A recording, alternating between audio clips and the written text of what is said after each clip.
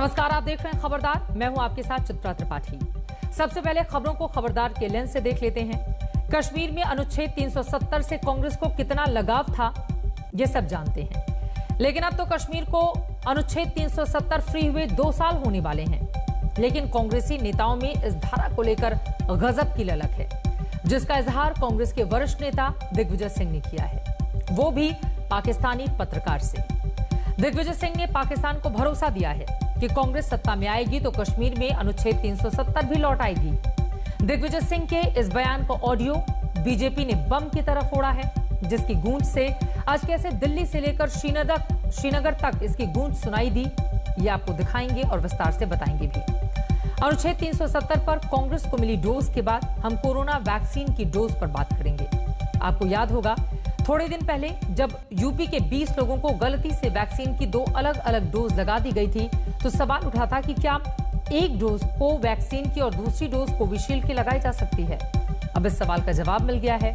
इसी महीने कनाडा और बहरीन जैसे देशों ने वैक्सीन डोज की मिक्सिंग को मंजूरी दे दी है। तो क्या भारत में मिक्स डोज को हरी झंडी मिलेगी? इस सवाल का भी जवाब आज हम आपको देने वाले हैं। क्या आपको पता है कि सरकार एम्बुलेंस पर 28% जीएसटी वसूलती है?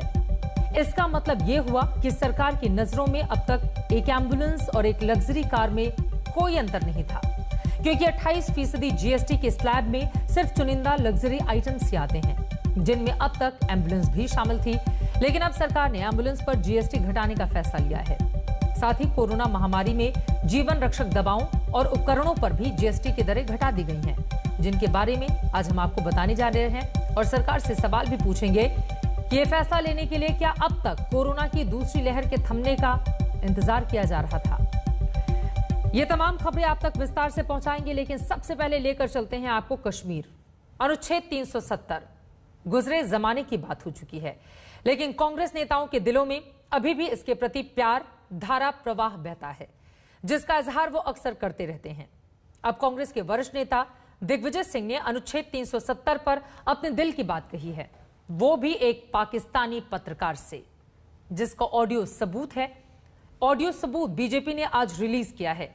सबसे पहले आप ये ऑडियो ही सुन लीजिए, जिसमें दिग्विजय सिंह पाकिस्तान को कश्मीर में दोबारा से अनुच्छेद 370 लागू करने का दे रहे हैं आश्वासन। Democracy was not there in Kashmir when they revoked Article 370. Then Insaniyat was not there because they put everyone behind bars. And Kashmiriyat is something which is basically the fundamentals of secularism. Because in a Muslim majority state, there was a Hindu Raja, and both worked together.